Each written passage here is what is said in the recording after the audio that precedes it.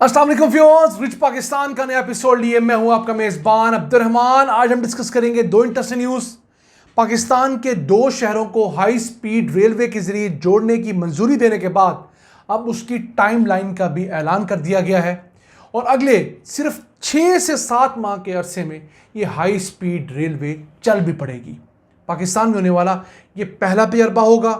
इस तरह की रेलवेज दुनिया के किन किन 70 से ज़्यादा मुल्कों में चल रही हैं आपको बताएंगे।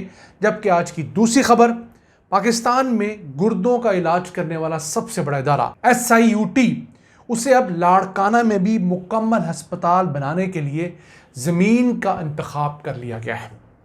ये कोई 4.5 अरब रुपये का प्रोजेक्ट है।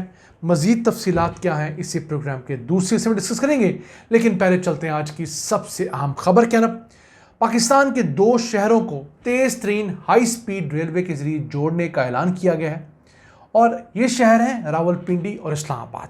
जी हाँ, जुड़वा शहरों के अंदर 160 किलोमीटर की तेज़ रफ्तार से चलने वाली रेलवे शुरू की जाएगी। 23 मार्च 2026 को बाकायदा तौर पर यह ट्रेन सर्विस शुरू होगी। ये इस्लामाबाद में मारगला रेलवे स्टेशन से लेकर रावलपिंडी में सदर रेलवे स्टेशन तक जाएगी। कोई 15 किलोमीटर का फासला है, सिर्फ 20 मिनट में ये फासला तय हो सकेगा। इस रूट के ऊपर एक स्पेशल किस्म की जो है रेल, उसे इंपोर्ट किया जाएगा जो कि डीजल मल्टीपल यूनिट कहलाती है। ये बेसिकली एक ऐसा इंजन होता है जिसके अंदर सवारियां बैठाने की भी प्रॉपर गुंजाइश होती है। अब इस DMU का फ़ायदा ये होता है कि इसके अंदर फ्यूल बहुत कम इस्तेमाल होता है आम रेलवे इंजन के मुकाबले में। ये लाइट वेट होता है, तेज़ रफ्तारी से चल सकता है। फिर रश के औकात में आप इसके साथ 2, 3, 5 डब्बे मज़ीद ऐड कर सकते हैं, तो 100 से लेकर 500 मुसाफिरों तक ये कैटर कर सकता है। आप समझ लीजिए रेलवे ट्रैक पर चलने वाली एक बस है जिसमें आगे छोटा इंजन लगा हुआ है और उसके बाद पीछे बैठने के लिए प्रॉपर जगह है, इसमें AC भी है, वाईफाई का निज़ाम भी है और तमाम सहूलियात हैं। फिर तेज़ रफ्तारी के साथ साथ इसका टर्न अराउंड टाइम बहुत कम है, इसको ऑपरेट करने की कॉस्ट भी कम है और मेंटेनेंस भी इसकी आम रेलवे लोकोमोटिव से निस्बत कम है। ये पाकिस्तान में होने वाला पहला तजर्बा है। इसके लिए 1 माह के अंदर अंदर ये डीजल मल्टीपल यूनिट जो हैं ये ख़रीद लिए जाएंगे। अब ये जो यूनिट्स हैं छोटे और दरमियाने दर्जे के फासले के लिए बेहतरीन करार दिए जाते हैं और दुनिया के 70 से ज़्यादा ममालिक ऐसे हैं जहां पर रेलवे लाइंस पर ये चल रहे हैं। मिसाल के तौर पर बरतानिया में इनकी तादाद हज़ारों में है, फिर आयरलैंड है, जर्मनी है, फ्रांस है, जापान है, इटली है, स्पेन है, एक लंबी लिस्ट है जहाँ पर ये ऑपरेशनल है। तो पाकिस्तान के अंदर जहाँ शहरों में से रेलवे ट्रैक गुजर रहे हैं और दिन में को 2-3 वहाँ से ट्रेनें ही गुजरती हैं, उनके लिए बेहतरीन ऑप्शन ये हो सकता है। मिसाल के तौर पे लाहौर को देख लें। अब लाहौर में आप शादरा से शुरू हो जाएं तो इसी रेलवे ट्रैक के ज़रिए आप रायवंड तक जा सकते हैं। पूरा शहर आप क्रॉस कर सकते हैं। आपने सिर्फ ये यूनिट ख़रीदने हैं DMU, आपको कोई और कॉस्टिंग नहीं करनी पड़ेगी। मौजूदा रेलवे स्टेशन ही काम में आ जाएंगे, बल्कि वहाँ पर बिजनेस चल पड़ेगा। लोगों को सस्ते किराए के ऊपर बेहतरीन सफरी सहूलियात मिल सकेंगी। फिर लाहौर से गुजरांवाला का रूट इंतहाई रश वाला रूट है, वहाँ ये कामयाब हो सकते हैं। कराची शहर के अंदर ये बहुत कामयाब हो सकते हैं। इसी तरह और मल्टीपल जगह हैं। यहाँ तक कहा जा रहा है कि लाहौर से आप रावलपिंडी तक इसे चला सकते हैं, क्योंकि ये पाकिस्तान का सबसे ज़्यादा आबादी वाला हिस्सा है।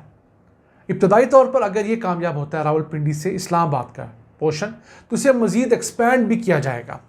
जो अजाफी मुख्तलिफ स्टॉप्स हैं जहाँ पर रश है, गुजर खान तक इसे बढ़ाया जा सकता है। तो पाकिस्तान के अपने वसाइल में रहते हुए हम बहुत सारे काम ऐसे कर सकते हैं जो कम खर्च बाला नशीन हो। लेकिन उसके लिए ज़रूरी क्या है?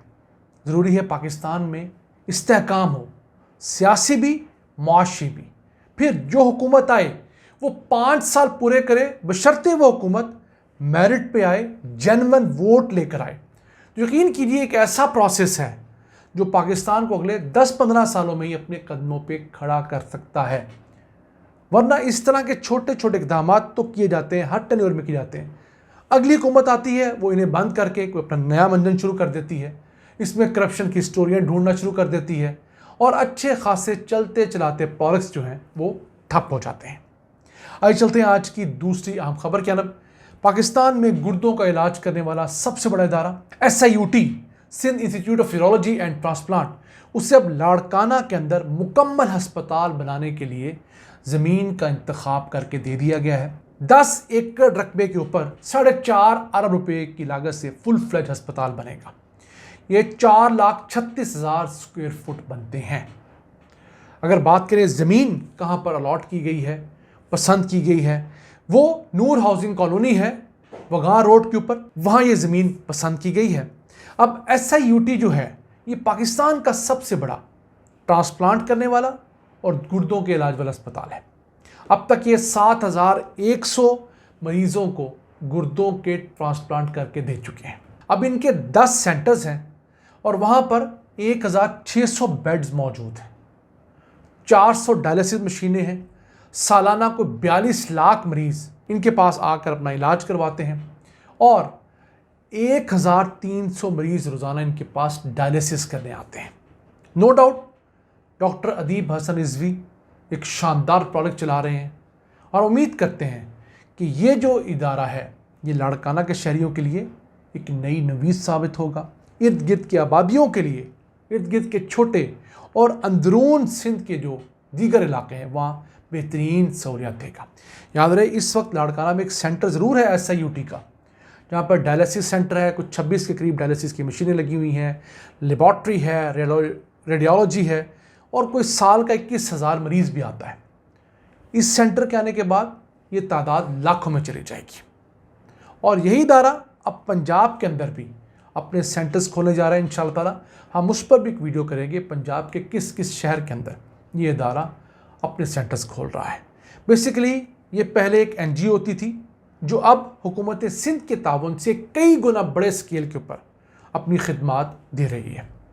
तो पाकिस्तान में वो लोग जो प्राइवेट सेक्टर में, NGO सेक्टर में अच्छा काम करते हैं, हुकूमत के साथ मिलकर अगर अपना काम बढ़ाएं तो हुकूमत के पैसे और उनकी एक्सपर्टीज़ और ईमानदारी प्रोजेक्ट के कामयाबी की ज़मानत होते हैं। ये इदारा चूँकि डॉक्टर अदीब हसन रिजवी की सरबराही में काम करता है, इसमें NGOs और प्रोफेशनल लोग हैं, तो वो अपना काम बेहतरीन करते हैं। रियासत सिर्फ ये करती है ज़मीन 10 एकड़ दे दी, उसके ऊपर कंस्ट्रक्ट करने के लिए जो पैसे दरकार थे वो दे दिए, मशीनरी के लिए पैसे दे दिए।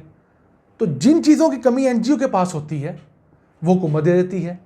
अब हुकूमत ऑपरेशनल मामलात में हमेशा कमज़ोर होती है, तो ऑपरेशनल कमियां जो हैं वो SIUT जैसे इदारे, इंडस हॉस्पिटल जैसे इदारे पूरी करते हैं। अच्छे एडमिनिस्ट्रेशन के ज़रिए उनके ऑपरेटिंग एक्सपेंसेस कम हो जाते हैं, क्वालिटी बेहतर हो जाती है और डिलीवरी कई गुना बढ़ जाती है। नाज़रीन, ये था आज का एपिसोड। हमें उम्मीद है आपको पसंद आया होगा। अपनी सजेशंस, अपनी आराज़ से हमें आगाह रखा करें। अपने मेज़बान अब्दुर्रहमान को इजाज़त दे दीजिए। अल्लाह ने के बाद।